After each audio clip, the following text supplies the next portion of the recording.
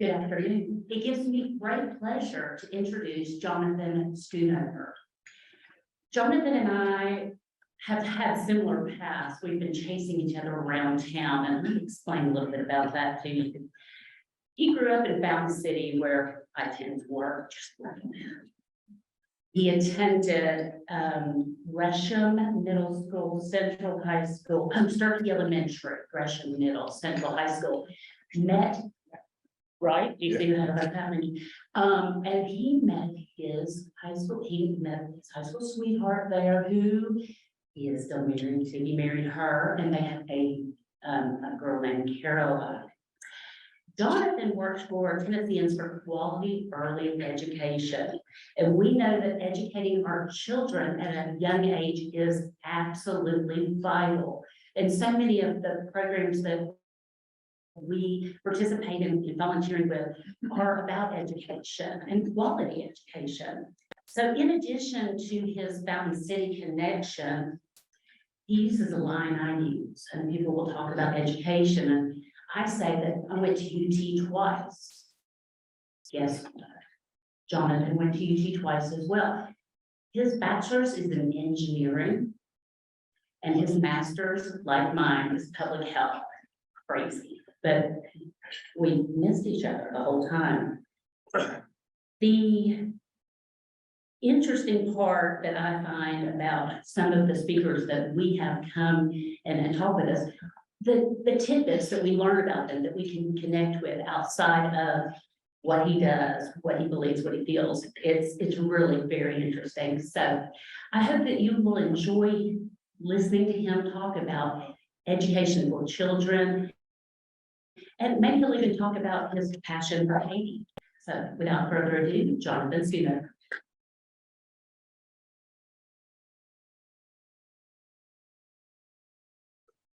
Thank you, Kim, and thank you, everyone. So they said this is the first one of the year, so I think you just start real low and then just kind of build something there, right? They just get anybody with a pulse right now, I think, at this point. So it's good to be in front of you all. Good to see some friendly faces and maybe some not so friendly faces. I'm looking at her on the phone right now. She's not even looking at me. There we go. Call her out. That's it. You're doing your thing. You're doing your thing. Thanks for the introduction. Glad to be here. As Kim mentioned, I'm a Knoxville native, but really excited to be involved in work focused on education across the state of Tennessee. So I am the Senior Vice President for Strategic Practice at Tennesseans for Quality Early Education. I also serve as the Director for the Bright Start Tennessee Network. I'll talk about both of those things. I'm glad that I've got your attention for the next, 3.5 hours? Is that good? Cool. I'm only going to cover it, and let's see if this works right here. Turn it on the side. It is now on and buzzing at me. See? It's been off the cell phone too. It worked for the cell phone. Oh, good. So today I'm going to talk to you a little bit about Tennesseans for Quality Early Education. I'm also going to talk to you about what the Bright Start Tennessee Network is. There we go. I am not going to cover the last two things on here, or we would be here for a solid 3 hours. If you've got questions about this, we've got a report that we do release every 3 years on the economic cost of the childcare burden or childcare crisis that we're in across the state. Punchline, $2.6 billion in cost from inadequate or insufficient childcare access. I'm also not going to talk about legislative stuff that we've got. We've got a strong piece of legislation that's in front of the committees now. It's actually will be the first on the docket in January. We've got a wonderful Senate sponsor, Becky Massey, has been the one to kind of sponsor this. It's our legislation on promising futures. Again, not going to cover all that. Happy to answer questions. You'll get the slide deck, I guess, from this, and you can feel free to thumb through that. What I will cover is TQEE as a whole, and then we'll talk a little bit about Bright Start Tennessee Network. So as you can read there, we're essentially a nonpartisan coalition of advocates for Tennessee's youngest learners. So what does that mean? We're really trying to focus on enhancing state policies and practices that ensure all Tennessee children from birth all the way through 3rd grade get the high quality care and education that they need to power our state's future.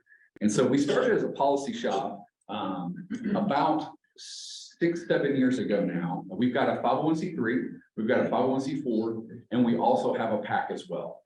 So we've got all three of those kind of at our disposal for use.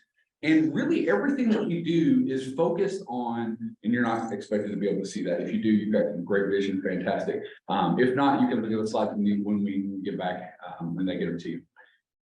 We're really looking at third grade math and third grade reading. We know, and the science is all about this, that if students are performing where they need to be performing at third grade level, all sorts of things fall in place later on. High school graduation rates, post-secondary enrollment, looking at, a lot of times people will talk about later on crime rates are even tied to third grade reading levels. So this is kind of a very critical moment in a child's point in learning. And so we do everything we can to focus on getting them there right.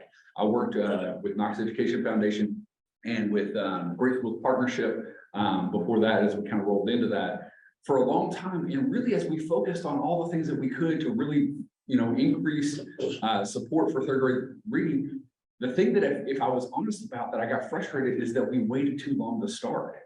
Kindergarten was just unacceptable as the time that you really have to start investing in these kids. And so when you look at third grade reading and math scores, there's let me see, there we go. There's something called the Heckman curve. And this basically is a fancy graph that will just show you that the earlier you invest, the higher your return on investment is. When you invest in early years of a child's life, you're going to see as much as 13 times the dollars later on in life, because we know that 80% of a child's brain is developed by the time they're 5 years old. So we really want to see something that's comprehensive across the board from birth all the way through age 8. So here's our core priorities. We started Bright Start Tennessee Network. Back there we go. Let's go. Got to sync these things up. Core priorities. We moved from 2017 to this new way that we talk about this with our framework. We know that to get to reading and math proficiency by third grade, that it takes 3 kind of domains all working well together. The first is high quality birth through age 8 learning environments. The second is health, mental health, and development, all being on track beginning at birth.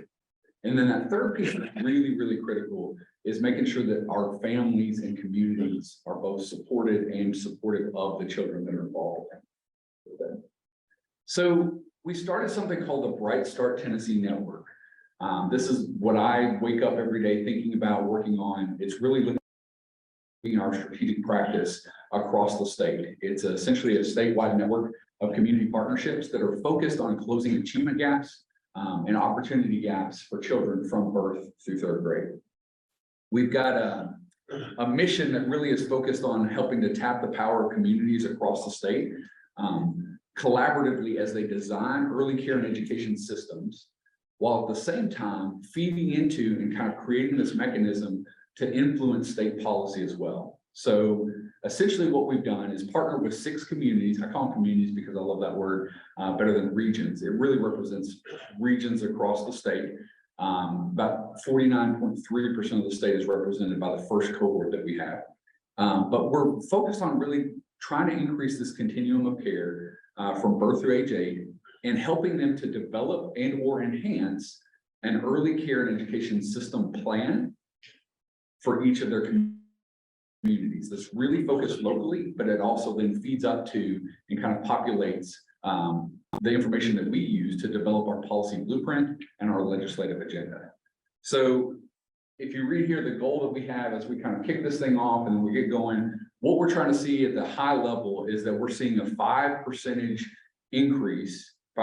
points increase in reading and math levels per year for the next 3 years. That's kind of the goal for the higher thing here. So here's those stars, our map. As of this morning, this map is wrong. We just signed an MOU with another organization. We now have a 7th community. You guys are the first to get to hear this.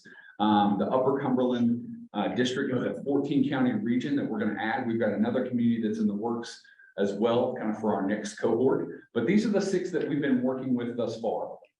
Let's talk a little bit about what these communities are and who they are and what they represent. The 4 major metro areas. So Knoxville, Nashville, Memphis, Chattanooga. And then we have 2 that are blocks of counties. There's 10 counties in upper East Tennessee, and northeast Tennessee that are represented here. And then we've got 9 counties in West Tennessee, just east of Memphis. 3 of these communities had early care and education plans in existence, and we helped them to enhance those. And 3 of these, this was brand new work. So Knoxville is actually one of the places where this was brand new work. Up until 4 months ago, when we launched, or you may have heard of the launch of Bright Steps. Up until that launch, there was never a comprehensive plan for children birth through age 8.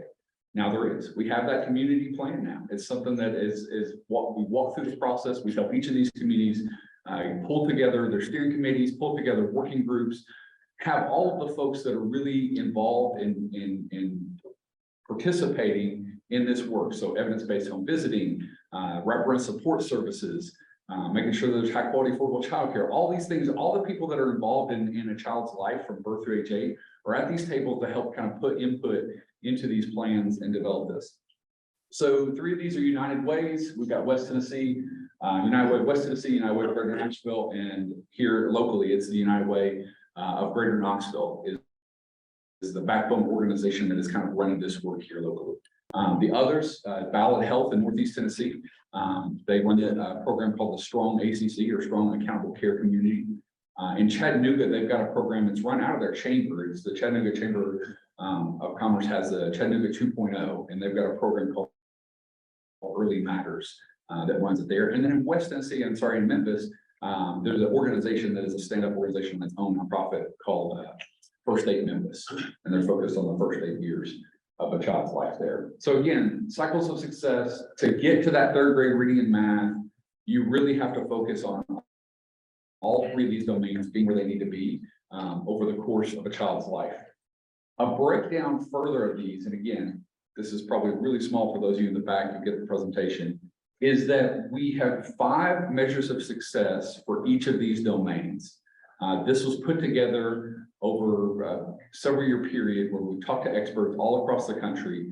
We borrowed heavily from our neighbors to the east in North Carolina, who took a 7-year process to create what does it take to get to success by 3rd grade? What does that mean? And here are some of these 15 indicators that kind of get us there. I'll highlight a few of these. For example, regular school attendance, and the top right. Do I have a laser in this thing?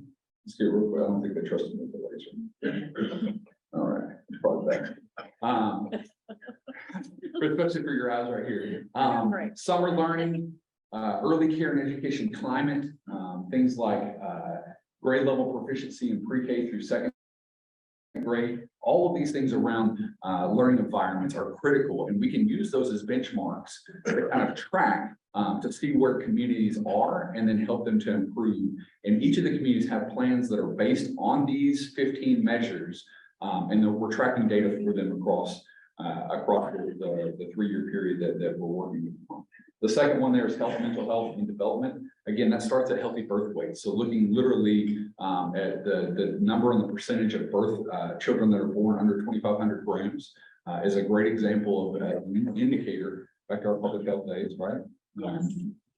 That we can look at physical health, social emotional health. Oral health is a funny one. It's up here. A lot of times people don't connect that to 3rd grade reading and math. And you may not initially just get there real quickly, but it's important for 2 things. One, it's one of the largest chronic health issues that children face that are under age 8. And the thing that is fascinating about that is that it actually can distract from and cause all sorts of problems in the classroom. If you can't concentrate, how many of you ever had a root canal? Yeah. Leading up to that, a couple of groans. Leading up to that, you can't think, right? Like it's hard to kind of really process things and take in new information. Imagine doing this as a child in the construct of a classroom, and you're trying to work through this, and you've got chronic pain. It's also an interesting proxy indicator because oral health is something that nobody grows up and says at 4 years old, "Hey, mom, dad, I'd like to start brushing my teeth. Can you help me brush my teeth?" Anybody have kids out there that like love to brush their teeth? Okay, no, you don't.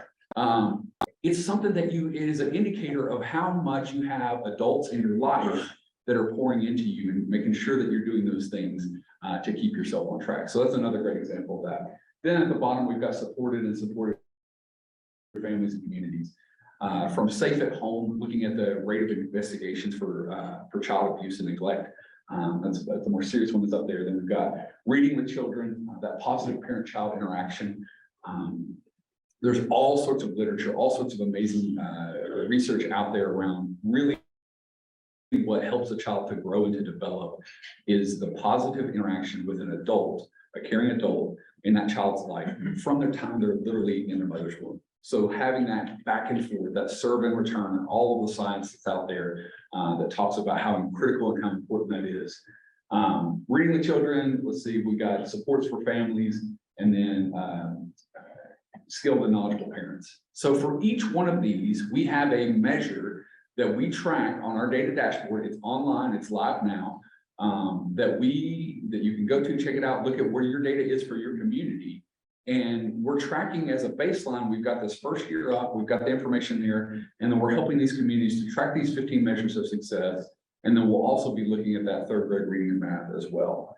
So ultimately, at the end of the day, these are the things that Bright Start communities are doing. They're partnered by doing this. We're using data to better understand barriers to early learning. We're trying to identify and leverage existing local and state assets and resources. So we've given a small grant to each of these communities to help do the work. They all have a backbone organization. They all have a Bright Start fellow. They've all been kind of focused on doing this work, but we're also constantly sending them information about how they can maximize the existing state resources that are already there. There's a DHS grant that's coming out here. Make sure that you tap into this. There's a DOE, Department of Education grant. Make sure you tap into this. Here's a national grant that's coming out from Balmer Group. You know, what are you finding ways to help them kind of take their plans and really put legs to them to kind of carry those forward. Third one there is establishing and scaling evidence-based and promising strategies. You'll also find on our website a clearinghouse of best practices. There is a such thing as, if you guys are familiar with clearinghouses, like these are things that we say, we know this works and here's how it works. Here's the context in which it works. There's actually a clearinghouse of clearinghouses. Pew has this. So it took 2,500 strategies and boiled those strategies down to 1,000, boiled them down to 500. And then we took the top 150 and said, these are the things that we think are contextually appropriate for the state of Tennessee. That we're going to promote as best evidence-based best strategies. Choose from these strategies, look around your community, see what's already being done in your communities, put those strategies into your plan, and then let's put legs to them and make sure that it works. Tracking outcomes and using data for continuous improvement. I mentioned that on the last slide, just all the places where we're looking to constantly try to improve tracking all this with data. Sharing learnings among peer communities with local and state policymakers. And then the last one is this. So as we work through all of this strategy with the communities, there are things that inevitably come up. We're running into this problem because we can't find people that want to work in the childcare industry. We're running into this issue because we have this barrier that will only be solved by a policy solution. And as those things sift up, we take those from across the state, and then those form and help us to inform our policy agenda that then we go to and we create a legislative agenda out of that policy blueprint. And we come to the state and we say, hey, look, we need solutions to this. We need to address this. This is a crisis in our community. And we bring the power of kind of this collective impact work to bear onto the state legislature. I think that is it for this. Yeah, this is where I said I wouldn't go into. Let me pause here for just a second, because I'm sure I talked kind of quick and there's lots of information here. What questions do you have for me as you're looking at and thinking about whether it's TQEE or Bright Start, childcare, birth through AJ? I'll open it up to basically anything. Any questions you guys have? See right back here in the back and over here. How are you working with local United Way? How are we working? That's a great question. I don't know why he said he was going to be here. Matt Ryerson is on vacation. See, he said he was still going to come though, zoom in or something. Come on, Matt. On a bike ride, right? That's it. No, so we've selected in each of these communities a backbone organization that leads this collective impact work. And when we looked in Knoxville, it became really clear that United Way was the entity to kind of take that work forward. So if you rewind the clock 2 years ago, Ellie Kittrell came over from the Muse to work at United Way to run this work as a fellow. It was something, she had a vision for creating this birth through age 8 work in our community already. And it didn't really make sense to do that at the Muse. You're getting a lot of like behind the scenes work, but I know that you're connected to the community. So she came over to do this work and has been the fellow for the United Way for us as Bright Star Fellow, has done amazing work. There's a 126-page plan that was just released about 4 or 5 months ago that goes through like line by line exactly how each of these 15 measures of success are going to be addressed. Partnerships with Knox County schools, partnerships with Head Start, partnerships with evidence-based on visiting, like across the board, everybody. And then how we kind of move forward with it. But United Way has been a critical partner for us. Take a question right here next. It appears as though your goals are probably the same statewide, whether the kids in Memphis or Mountain City or anywhere in between. Why is a nonprofit running this and not the State Department of Education or something like that? It's a great question. So I'm going to give, am I being recorded? I'm going to give 2 answers. The first thing I'll say is this: within our state, we've got a lot of, there's things that the state can do and do well, and there's things that the state doesn't necessarily do well. And this is one of those things where when we look at collective impact work and organizing, you've got an alphabet soup at the state level with the Department of Human Services, Department of Education, Development, Intellectual Disabilities, Mental Health and Substance Abuse. You've got all these different branches that touch different parts of a child's life, and there's not a cohesive thing. Spoiler alert, that's one of the things that I'm pushing for long term, is that we have an office of early learning across the state. But for now, that doesn't exist. And so what we wanted to do is help drive this contextually by the local level. So you're right in that the numbers are, we're looking for the same framework across the board, but each community has developed their plans on their own. So for example, in Knoxville, the thing that we focused on here in the Bright Steps plan is looking at economically disadvantaged students. Because when you go back, if I go way back here to this, you can see where the state is, and then you can see where there's some big time achievement gaps between different subpopulations of students. So Knoxville has said, we're going to focus on economically disadvantaged students. Jackson in West Tennessee, it might be a little bit different. Northeast Tennessee, it's a little bit different. So we're giving them the autonomy to kind of make their own localized plan. So it's both of those things. It's having the ability for them to do that, but then eventually what I would love to see is the state to become more involved in this. Question here, and I think Yeah, I just saw a news story about one of the elementary schools in South Knoxville getting a preschool program and some wraparound family services.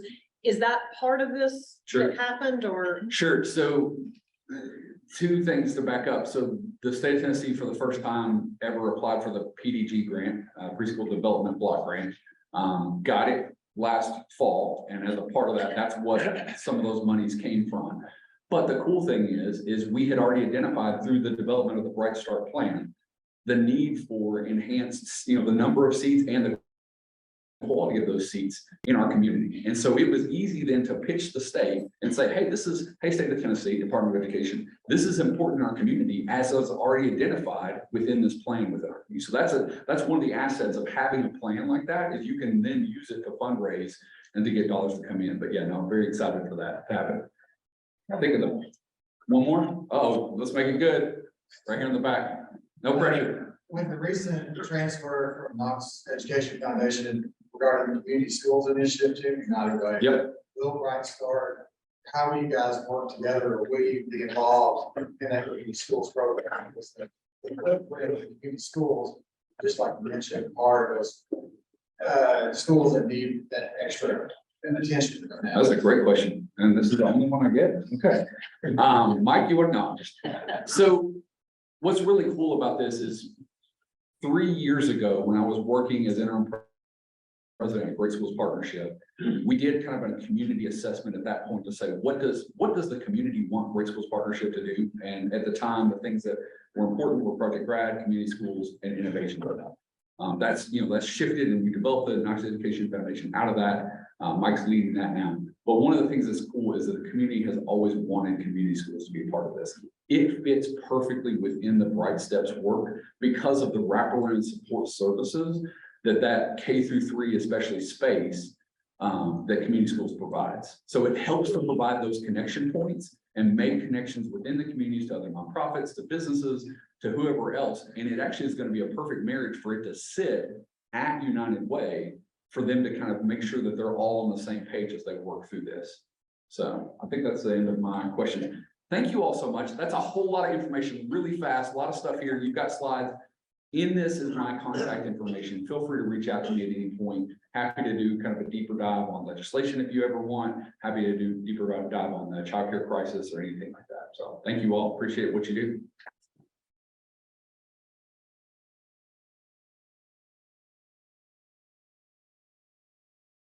Yeah, each week we ask our, can you hear me? Each week we ask our speaker to sign a book and we'll donate to a school.